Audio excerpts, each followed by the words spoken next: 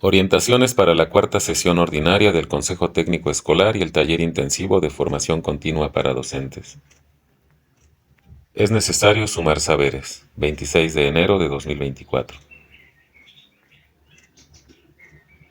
Es necesario sumar saberes. Orlando Falsborda. Estoy muy feliz de acompañarles y de constatar el entusiasmo y la dedicación que ustedes tienen por los ideales que nos identifican, que si se cumplen transformarían nuestras sociedades y darían mejor sentido a nuestras vidas. Admiro la forma como ustedes convirtieron la reunión en una vivencia en la que me sentí participando. Fue algo que no se ve con mucha frecuencia en reuniones internacionales. Para mí, ha sido un gran gusto ver la creatividad que ustedes tienen, por la causa de la educación popular, por la que vale la pena seguir luchando. No es una tarea fácil, ha sido una tarea de varias generaciones, tratando de hacer frente a evidentes fallas de instituciones que muchos consideran intocables o sagradas, pero que con el paso del tiempo y por el uso y abuso que los humanos le damos a este tipo de instituciones, necesitan ser revisadas, por lo menos saber cómo ajustarlas a las necesidades contemporáneas. Me parece claro que ustedes están ante una necesidad de reinventar la escuela. Como ustedes saben, la escuela es una invención europea, que a partir de la Ilustración fue extendiéndose por el mundo, en especial en el mundo tropical y subtropical de nuestros países. Si ello es así, si la escuela es una invención humana, y si su lugar de origen fue Europa, entonces es muy lógico que examinemos las relaciones entre esta invención y su contexto, porque de allí proviene buena parte de los desfases o disfunciones que hoy observamos en el funcionamiento de esta invención en nuestros países. No es una tesis nueva, pero muchos olvidan el peso del contexto en la invención.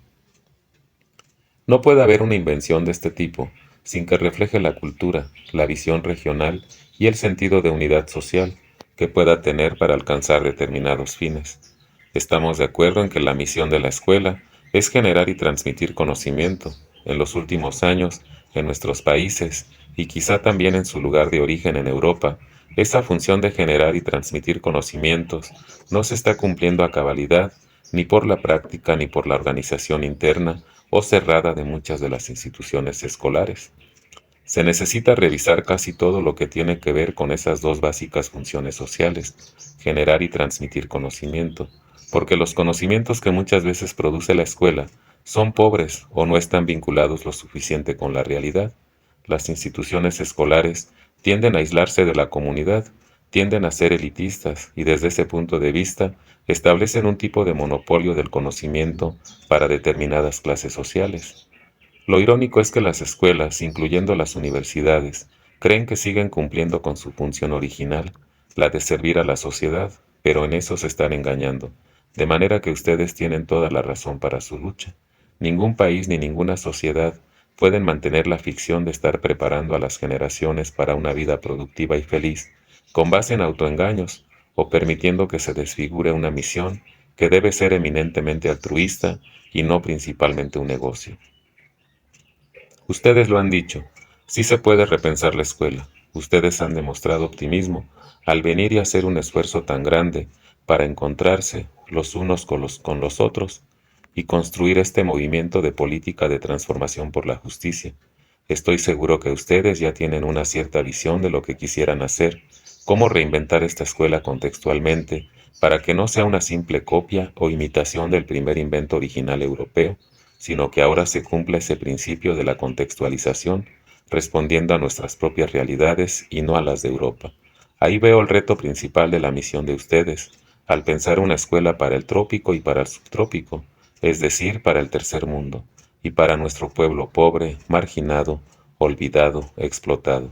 Una escuela y una universidad muy especiales, porque tienen que responder a las urgencias de los procesos actuales, que tratan de desvirtuar nuestra personalidad y cultura, porque tratan de homogenizarnos, tratan de imponer modelos que no son nuestros, desfigurándonos como cuerpo, haciéndonos perder nuestra autonomía, nuestra dignidad y nuestra identidad.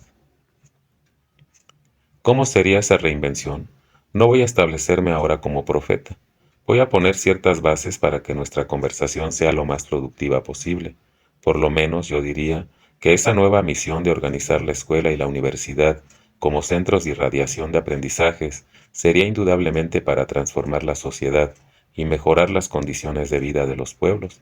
Por eso, el compromiso de una lucha de visos sociopolíticos que necesita articular fuerzas populares, de manera que el dinamismo para esa misión no venga de arriba abajo, desde las élites, como lo es ahora y como lo fue en su origen en Europa, sino que el convencimiento de una nueva escuela surja inspirado por la gente misma, por los pueblos que hasta ahora han sido marginados, siendo que tienen tanto o más inteligencia que aquellas élites que seguramente han venido desperdiciando sus vidas en aquello que hubiera podido ser mejor. Esta nueva visión-misión tendría que llevar a huir de esas torres de marfil académicas donde sus habitantes no experimentan sino procesos de autoobjetividad, de mutua alabanza o falsación de procesos autopoéticos, como diría Maturana, que no tienen sentido en el mundo actual.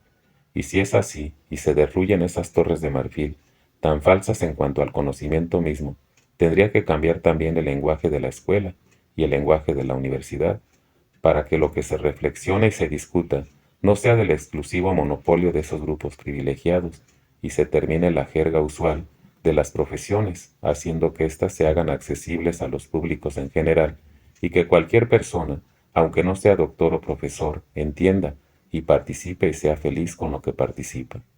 Porque no es posible que el conocimiento sea solo considerado formalmente con base en un diploma o en una tesis, sino también en la experiencia vital y en la vivencia de cada cual, reflexionar para entenderse y no para autorreplicarse, la obligación de compartir lo que uno ha aprendido y lo que uno ha descubierto.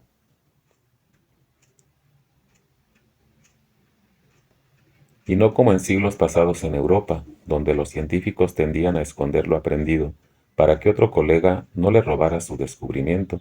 Compartir el conocimiento tendría que ser una de esas grandes expresiones de la nueva escuela, e internamente tendríamos que pensar en otra estructura de las escuelas.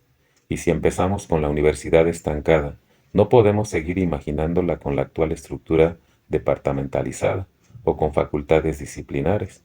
Estas no son sino réplicas, muchas veces mal hechas, de las fórmulas de Guillermo de Humboldt, que existían en Alemania desde comienzos del siglo XIX, cuando se sentían ciertas tendencias a la especialización o a los enfoques especiales en las disciplinas. Fue un paso adelante, y así lo acepto, pero hoy, cuando los problemas que experimentamos desbordan por regla general o específico de cada disciplina, cuando se necesita asumir visiones de conjunto u holísticas de tales problemas, persistir en una división a ultranza del trabajo por disciplinas es un error. Por eso, reinventar la universidad o reinventar la escuela con base en proyectos conjuntos relacionados con problemas específicos de la sociedad es un deber. ¿Por qué no se ha hecho? Parece haber ciertos procesos en que el holismo o las visiones de conjunto son importantes y además que están de moda con las nuevas tendencias de la globalización.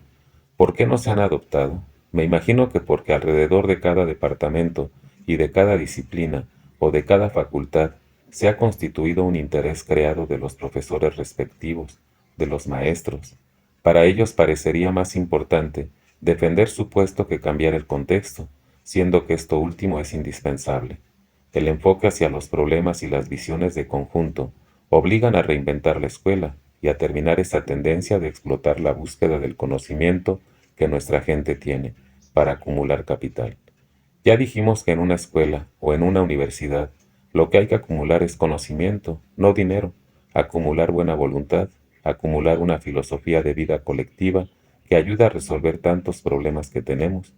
Esa es la primera premisa que quiero desarrollar, con la necesidad de la contextualización y de la búsqueda de la autonomía, de la invención con base en nuestras realidades. Eso es fácil de entender si se estudia la historia de las ciencias.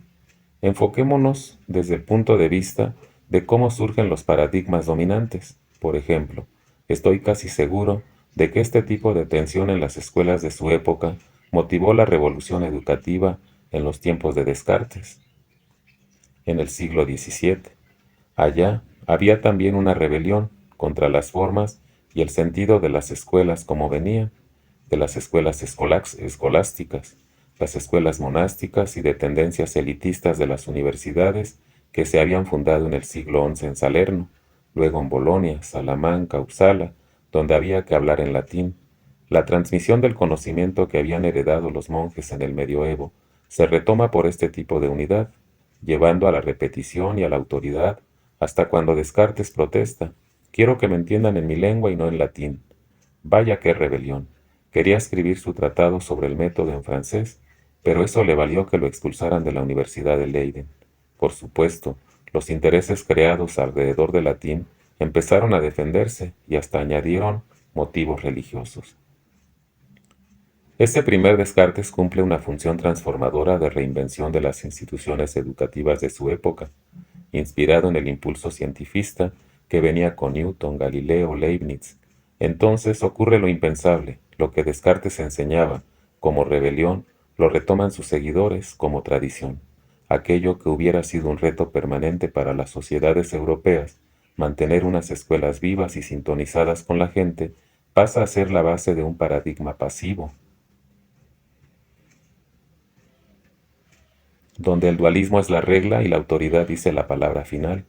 Otra vez hay una reedición de las tradiciones medievales a otro nivel, el paradigma cartesiano, que indudablemente tuvo efectos muy grandes en el desarrollo científico, fue convirtiéndose en un interés creado, y con el paso de los tiempos hasta hoy sigue siendo un paradigma dominante en las ciencias sociales, económicas, naturales y físicas. El establecimiento de aquellas instituciones refleja este paradigma dominante, pero uno diría que al positivismo también le llevó su hora. No provino de la protesta de grupos como el nuestro, a través de un movimiento sentimental o deseoso de un cambio de entidad para las escuelas.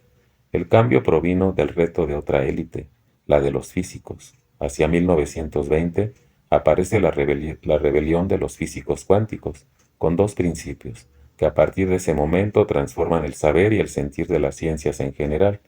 Uno, el principio antrópico de Niels Bohr, el físico danés que hizo ver que aún en las disciplinas de la física, el observador humano era importante, especialmente al examinar y medir las dimensiones y movimiento de las partículas últimas de la materia.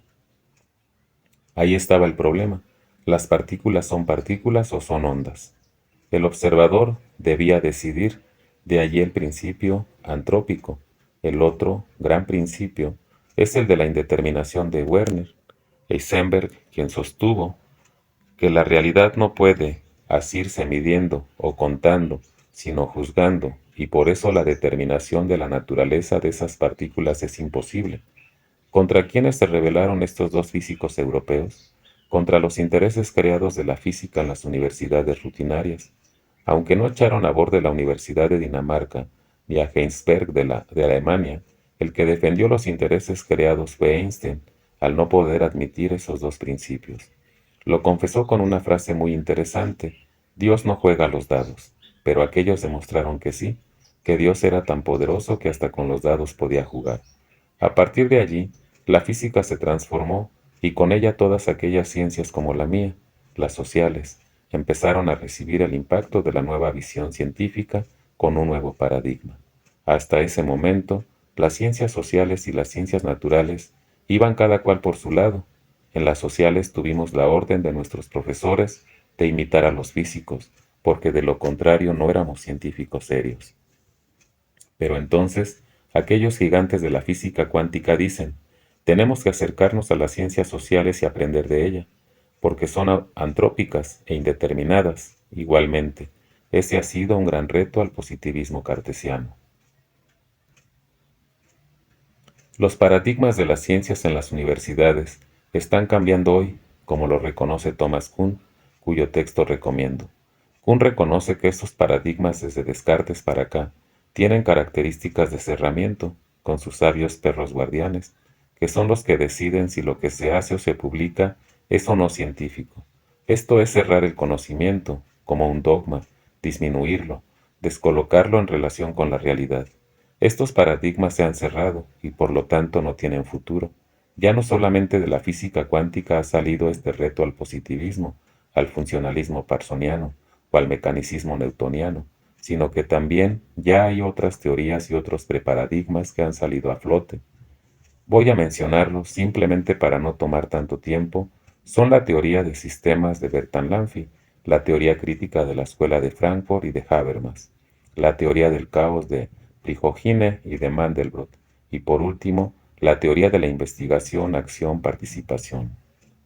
Estamos, pues, en buena compañía, pero para que surgiera esta posibilidad paradigmática en las ciencias sociales de la investigación participativa, ocurrió prácticamente la reedición de lo que pasó en el siglo XVII con Descartes. Los que iniciamos la IAP en los años 70 tuvimos que hacerlo, dejando aparte la universidad. Allí no se reflejaba suficientemente el contexto regional, nacional y tropical de nuestro pueblo. Era una caja de resonancia para todo lo escrito en francés, alemán o inglés. Más valía escribir en esos idiomas, que no en quechua, huitoto, español, y siendo que nuestros indígenas eran más civilizados que los españoles en el siglo XVI, más adelantados que muchos de los pensadores de esa época. Sus ciudades eran más grandes y bellas que París o Londres. No podemos rebajar a nuestros indígenas, que por fortuna todavía siguen con su cultura, a pesar de todo lo que han sufrido. La Universidad Nacional de Colombia era y sigue siendo elitista y autopoética, autoobjetiva, pero allí el paradigma positivista que me enseñaron los profesores en los Estados Unidos ya no me sirvió más. Por ejemplo, no podía entender bien con lo que aprendí la naturaleza, el sentido y el porqué de la violencia colombiana. Tenía que leer a Marx, tenía que aprender de Gumplowitz, tenía que leer a Dahrendorf y otros europeos. No tenía otro recurso, pero tenía que reaprender aquello que no aprendí en la escuela. Eso me llevó entonces al otro lado del espectro del conocimiento, salir del lado académico y llegar al lado del conocimiento popular, al lado de la experiencia viva y no de la teoría única, y ver cómo se explicaba el porqué del funcionamiento de la sociedad en los niveles del pueblo, donde no habían oído hablar de Descartes, de Galileo ni de Marx, pero tenían ellos también una racionalidad, una secuencia de causa-efecto que era científica. No puede haber conocimiento académico sin que haya jugado en ello el conocimiento de todos, porque es el conocimiento cotidiano, el aprendizaje de generación en generación, el formativo e inicial. De las primeras cosas que aprendí entonces fue que era necesario sumar saberes, que la academia sola no podía sostenerse sin el reconocimiento firme y real de estos otros tipos de conocimiento y acción, que la suma era una, con el conocimiento académico, más el conocimiento popular, lo cual daba por resultado un conocimiento mucho más real, ceñido a las circunstancias contextuales y, lo más importante, útil para las transformaciones necesarias. Allí nace entonces la investigación-acción participativa. Hay tres pilares en la investigación-acción. El primero es la visión de los teórico-práctico. En los paradigmas dominantes se establece una dualidad entre la uno y lo otro. Acá se necesita actuar para aprender, descubrir y transformar. Y en esa relación teórico-práctica, lo determinante no es la teoría, lo determinante es la práctica. Aparece entonces el nuevo concepto redefinido de praxis.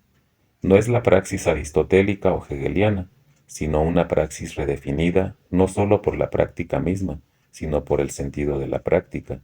Ello proviene entonces de otro concepto complementario de praxis, que es el de la buena vida, el de frónesis. La frónesis complementa la práctica. No solo es la buena vida, sino tener el buen juicio para disponerla de manera constructiva. El segundo pilar es la variación de la concepción entre sujeto y objeto. Esto puede ser fácil de entender. En las escuelas el estudiante tiende a ser un objeto y el profesor un sujeto que dispone. Igual en la investigación, el investigador es un doctor que impone sus criterios, hace las preguntas, cuenta las respuestas, publica resultados y a veces hace plata.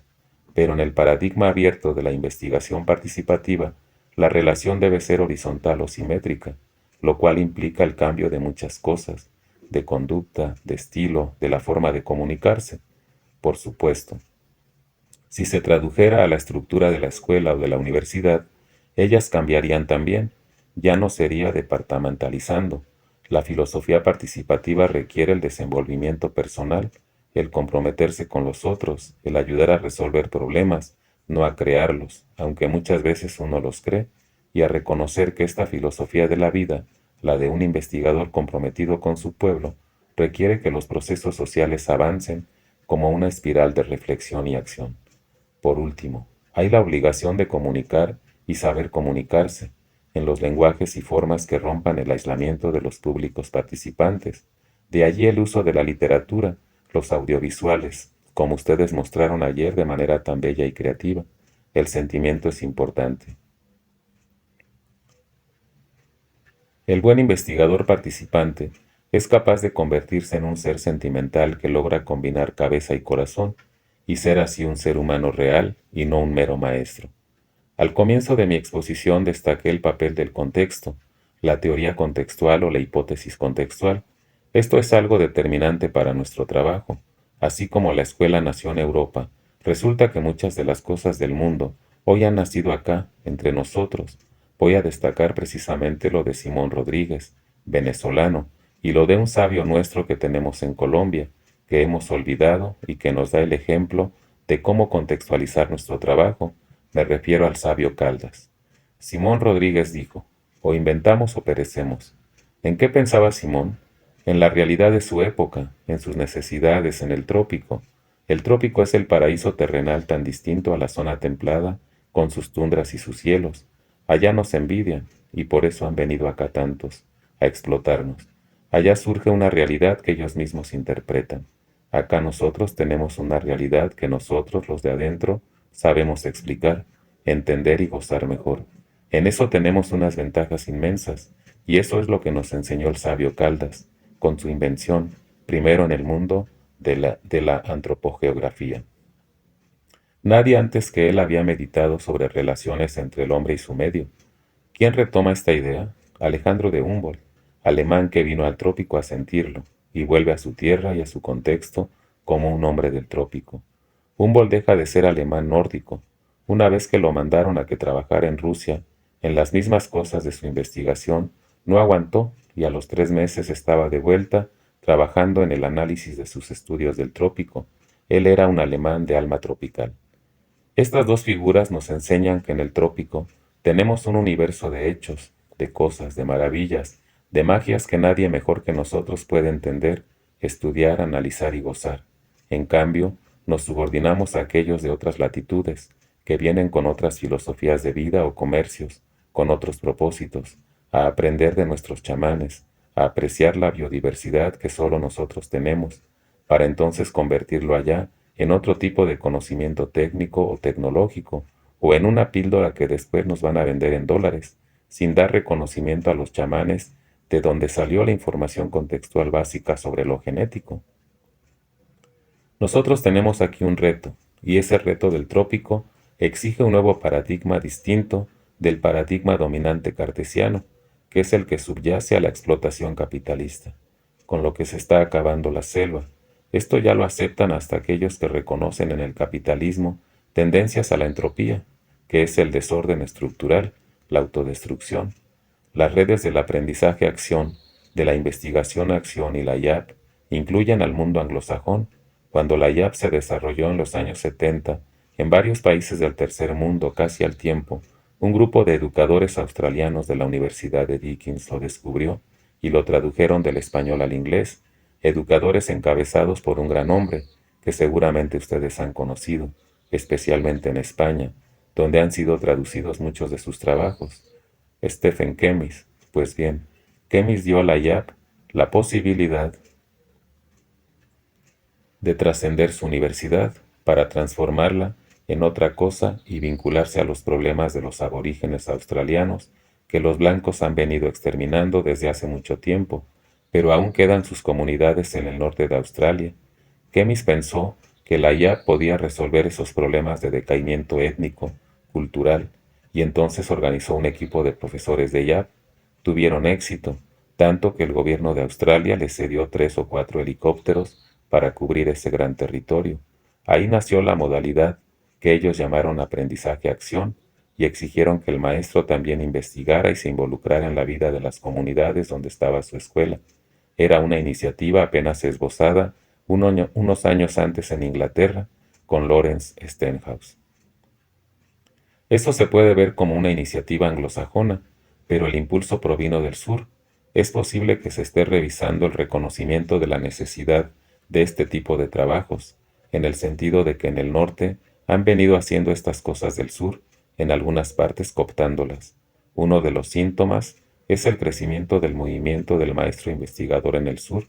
Ustedes están aplicando muchos de esos principios, pero en el fondo, donde mejor encaja la filosofía de este movimiento es en la investigación participativa. La cooptación puede verse en la manera como las universidades del norte han cambiado su currículum para incluir la investigación participativa y el aprendizaje-acción. Ya son millares. Los últimos congresos mundiales de investigación participativa se han realizado en universidades: Australia en el 2000, Sudáfrica 2003, por ejemplo, en la Universidad de Pretoria.